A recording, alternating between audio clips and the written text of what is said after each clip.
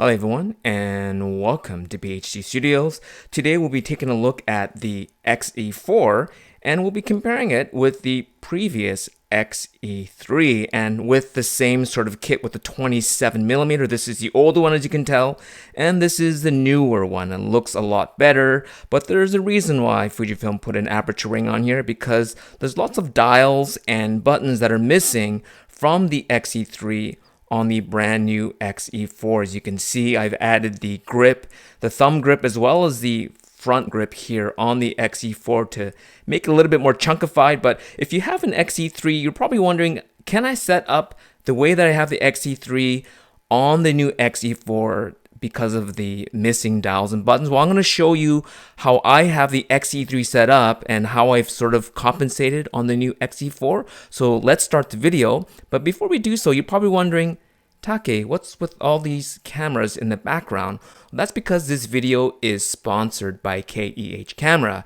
KEH is the original reseller of professional, collectible, and everyday gear for camera lovers everywhere since 1979. And ever since I've been taking photos, I've always known about KEH.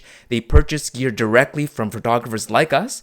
They renew and resell at fair prices, thus becoming part of an endless cycle of creativity, community, and opportunity. So I do appreciate them sponsoring this video. We'll talk about how you can get discount codes either if you are buying or if you're selling at the end of the video. So again, thank you so much, KEH, and let's start the video now. So the last time I did a video on the XE4, I actually didn't have one in hand. So finally I have one right here, and I do have the hand grip as well as the thumb grip on here. And you know, admittedly, it looks really cool. In fact, it looks a lot like this Minolta CLE, doesn't it? I mean, take a look at that. I mean, it definitely has a film camera-like look. Black on black, I think, looks really nice. Well, I mean, admittedly, it's a very nice-looking camera and has a vintage sort of vibe. And like the X100V, wherever you go, I think people will kind of comment on how cool this camera looks. But at the expense of looks, you are missing something very essential on the very front, which is the focus select dial that you see right here. And as you can see here, it is just missing on the XE4. Now, another big thing that's missing is the back dial here on the back. And both the front and the back is also push in on the XE3, which means you get a second function when you press in. Now the XE4, the front is push in, but there is nothing on the back here. Let's just take the thumb grip off here, so you can see there's nothing there. And let's put this side by side right here, so you can also see there is a missing thumb grip. So this thumb grip has been really nice on the XE3. There's something I really appreciated. And there's two buttons, an autofocus lock button, which is customizable, and the Q button here. Now they have moved the Q button to the top, but as you may have seen, when you put the thumb grip on like that, it feels really comfortable. But now the Q button's kind of hidden in behind. Now, if you know it's there, you can just kind of reach and press it. But, you know, you could have a thumb grip now because there is no rear dial. So I do wish that they kept the thumb grip so you didn't have to pay $69 for one and then also lose the rear dial. And also you can see there's 3 buttons here and a joystick. There's 2 buttons here, and the joystick has been dropped quite a bit because you can see here sort of in the square of the LCD, you can sort of see a line there. The 3 buttons and the joystick is on there, and on here you can see they shoved it over. So if you look at it kind of side by side, you can see all these buttons on the XE4 has been pushed to the right, which kind of shrinks your thumb real estate. So I sort of understand why they got rid of the thumb grip. They were trying to make this camera smaller than the XE3, which they were able to achieve by getting rid of the front grip, which is nice and grippy, and a very useful thumb grip here. And also, because they removed the thumb grip, the Q button has been moved up here. They basically amalgamated the autofocus lock and the auto exposure lock into one button. So you are missing one customizable button on the XE4. They also moved the play button. Previously, the play button was down here, so you just kind of knew play was here, and now when you're shooting, you have to reach all the way, well, you have to reach over like this to press play. So it's in an unnatural spot. I also, again, know why they did this drop here, because of the articulating screen and because of the thumb grip. If the thumb grip was here, let's do it again here. you can see if they moved everything up, everything would be really close, right? I still think it would have been nice if this was kind of pushed up here. Another thing is missing is the view mode button, which is typically right next to the EVF. Well, there is no view mode button. So that's another thing that you're going to have to compensate for. Some of the good things is that they have this weird kind of auto mode and it just resets everything to kind of a P mode.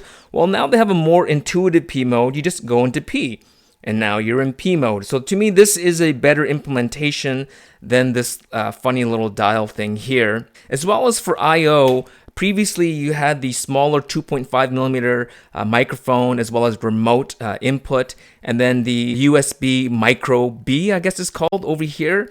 And on the X-E4, they finally upgraded to the USB Type-C, but with that, you don't get a charger. You have to charge through the body, or you have to buy a separate charger. And finally, a 3.5 millimeter jack, which even the X100V doesn't have. So that is definitely an upgrade, and still retain the HDMI out, which is great. And another big thing here is the articulating screen. So a lot of us that love the X-E3, basically we said this camera would be perfect if they added an articulating screen. And so if they just added an articulating screen, new sensor, new processor, new firmware, I think a lot of us would be happy. But I wrote an article for Fujilove. I basically said, I don't think that Fujifilm is trying to appeal to the X-E3 shooter. They now have 3 mid-tier camera bodies. They have the XS10, they have the X-T30, and the X-E4. And they really wanted to distinguish this as different from the other two. And one of the things that they're going to distinguish themselves from is the articulating screen. And so I think it was a smart decision to have such different options for articulating screen within the Fujifilm ecosystem, and I think this is very useful. Much like the X70 here, very similar articulating screens. The biggest difference is you can see how it kind of has this little L shape, so it helps it kind of articulate upwards like that, right? Where the X70 just kind of went flat against like this to go facing up, so it doesn't clear the top as nicely. And of course the X70 doesn't have an EVF where this does, so it has to clear the EVF. So I understand why they made this L shape. It's more functional if you are doing video like I am with the X100V right now. Shooting straight down is nice. If you are doing flat lay photography, if you are shooting overhead, you can look straight up this way. You can just use it like a standard articulating screen. You don't have to stick it way out like this if you don't want to. As well, it does tilt downwards like this if you are shooting overhead, kind of this way like this. And so it's a really nice articulating screen. The only thing I'm a little bit concerned about is this this cable ribbon here. It feels very exposed and very precarious here. You can see if you are vlogging or doing selfie and you kind of you're holding it, let's say like this or something like that, I'm afraid you're gonna just accidentally kind of tear this. And so it would be nice if Fujifilm put some kind of a plate here. You can see on the X70 that they do actually, you can see the cable ribbon up here, and then you can see it down here, and you can tell that it basically goes like this and it loops this way, and they put this little metal plate to protect it, right? So yes, you can still snag it here and here, but it's a lot harder to access. With the X-E4, it's just in plain sight. It would be nice if they had put some kind of a metal plate on either side, or some kind of a hard plastic cover on the front here. And you can see that Fujifilm did do that with the X Pro 3. So here's the X Pro 3. That's the cable ribbon here, but there actually is, you can hear that, right? It's a hard plastic. It's not soft. I'm pressing on it, and it just doesn't give. And you can even see it kind of shifting in and out. See that? Even though it's only sticking out just a little bit, Fujifilm very careful to make sure that they protected that cable ribbon. Of course, this body is also weather sealed, where the X-E4 is not. But either way, it just feels like a little bit more exposed than I want, and so maybe some kind of a plastic clip, or maybe 2 little metal strips here so you can't accidentally knock this over here. So let's now go into the setup of these 2 cameras, the X-E4 and the X-E3, and see how you can compensate with the lack of dials and buttons. Alright, let's start with the X-E3. And so as I mentioned, because it has all the dials that I want, the focus mode dial as well as the view mode dial here. And so in shooting, here we go. So I just press this button here, bang, I get white balance. I press this button right here, bang, I get film simulation. And then if I press the back dial here, it's zoom right away. And then even the focus point, the joystick here, if I press down the middle, it just resets to the middle here. And AEL, AFL is set for what it is. And the play button is here, so it's nice and quick. I don't have any photos on here, but if you press that, you're immediately in the play button. So it's very quick and intuitive. Everything is where it needs to be. And the front dial as well, you're thinking, well, where's ISO? Well, the front dial, there is a custom feature in here. So let's go in here. The ISO command dial setting, you turn it on. And so when you press this front dial here, you press it in, you switch between, you can see ISO. So now that I turn the front, you can see the ISO is changing. Press it again. Now you can see the shutter speeds are changing. And if I turn the back here, the back is aperture priority. And so because this lens here doesn't have an aperture ring, you definitely need a front dial for shutter speed if you don't want to use the top here, right? So you basically put it in T mode, right? And now you can use the front dial for shutter speed, you could use the back dial for aperture, and you're pretty much ready to roll here. And so that's the setup of the XE3. Now let's go over to the XE4. All right, so now we have the XE4. Now how do I set up and compensate because there is no focus mode dial here, as well as no view mode, as well as a loss of one custom function here? How do I set up? Well, let's check it out. First of all, the front dial is push in. So like the XE3, I have set it up so you can see it's ISO now. So you can see the ISO changing. And if I press it again, it goes to shutter speed. So you can see now here the shutter speed is changing. Well, how do you change the aperture? Well, that's where I'm saying that the new XF27mm kind of needed it here. You can do a long press on here. So let's do a long press on the front dial. You can see you can choose to have this one front dial to be shutter speed, ISO, as well as aperture, but I think it's a pain to use shutter speed, aperture, and ISO all in one button. So I think it makes more sense, especially when you have a camera that has an aperture ring, is to just use the aperture ring here. And so here again, ISO and then shutter speed. Okay, so that's good.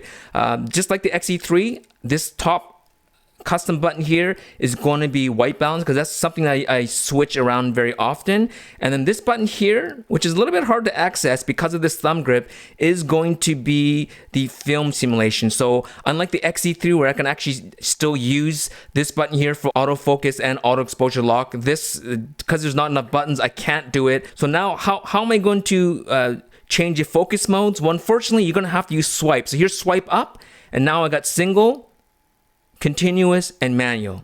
Okay, so that's the only way you can do it.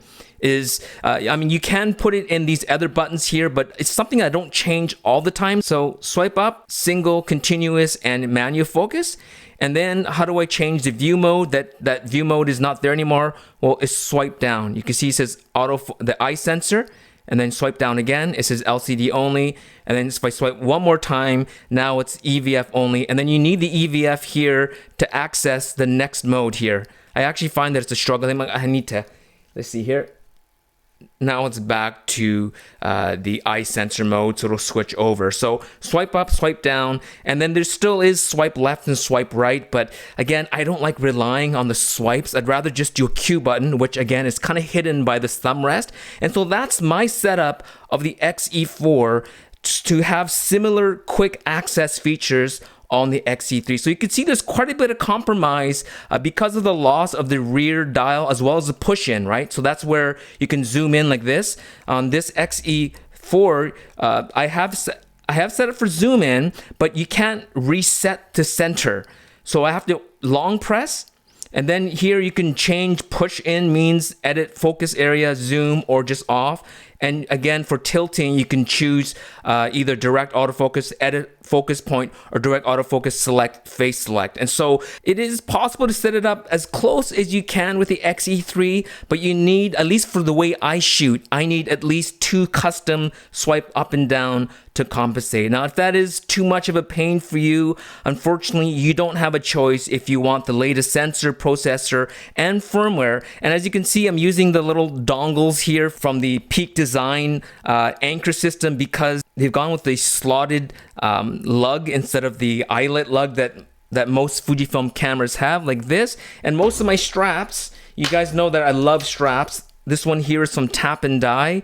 It uses the rings, right? And so this just doesn't fit on there. I think there's a way of me looping these little anchors through this, but as well, I do have a strap by Clever Supply, and so you just basically clip it in like this, and now you can use this, but it's not as sexy, but it is possible. And so here we are finally, a naked XE4 with the 27 pancake. As you can see, it is very minimal.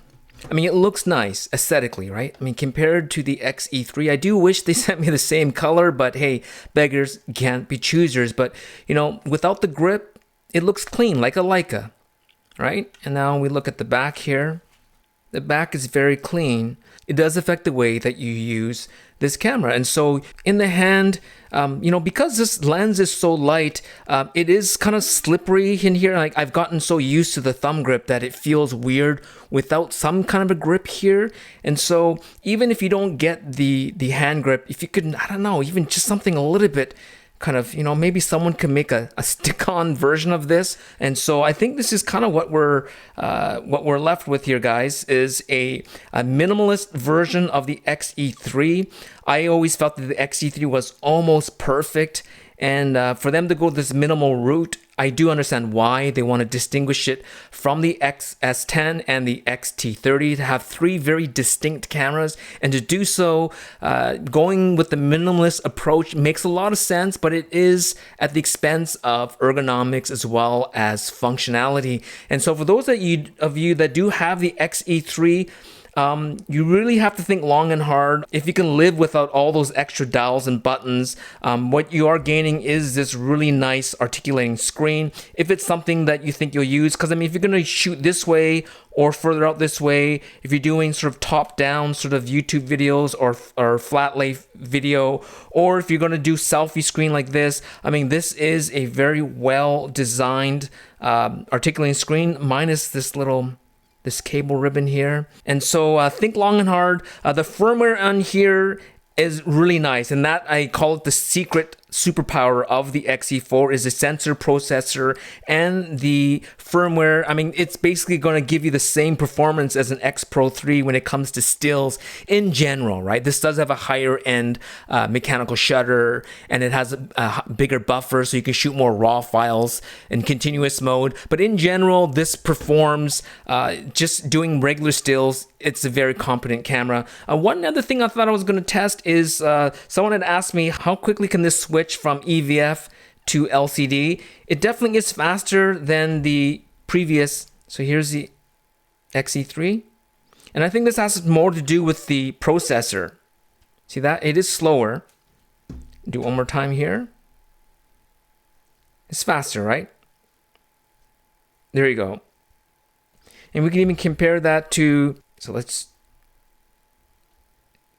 see, it looks a little faster on the X-T4. All right, so there you go. The XE4 and the XE3. I think they're both great cameras. If I had to choose right now which one I would take, I actually would take the XE4 because I really like the new firmware, and I really like the new sensor and the new processor. And I do like the articulating screen. I don't like the loss of the buttons, but for me, this wouldn't be a primary camera. I already have an X-T4, I have an X Pro 3, and so, and I have an X100F. And so I don't need this one camera to do everything. Now, if this was the only camera I would shoot, then I would think long and hard for this to be my primary camera. But for me, luckily, it is not my primary camera. And so there you go. That's my first close-up look of the XE4 in comparison with the XE3. So thanks again to KEH Camera that's sponsoring this video. As I mentioned before, KEH is the original camera e-commerce company serving the photographic community since 1979, and has become one of the largest curated market for field-tested, expert-graded photo and video equipment in the industry. They have over 60,000 items in stock, up to 40% below retail, 100% KEH approved, appraised, graded, renewed, resold, and 180-day warranty. And down below, I will give you links that you can use to, you get 5% more when you trade in, and you get 5% off when you buy. You see a plethora of cameras here, so either you're looking for cameras like these or you have cameras like this sitting in your closet at home. Maybe you want to trade in your Minolta 110 zoom, or perhaps you have an old Yashica mat, or maybe you want to buy something like a Minolta CLE with a 40mm f2. Go check out KEH. I'll leave the links down below so that you can check out what they have in stock, as well as finding out from them, get a quote from them to find out how much your gear is worth. And so I'm going to have another video where I'm going to be spending more time shooting with this. I might decide to do another vlog with this as I take this out shooting and give you my first shooting impressions of the brand new Fujifilm. Don't forget to subscribe, to like, and as well, if you have any questions, ask the questions down below, as I'll be doing further tests and I will try to answer you as soon as I can. So thank you so much for watching and happy shooting. Peace.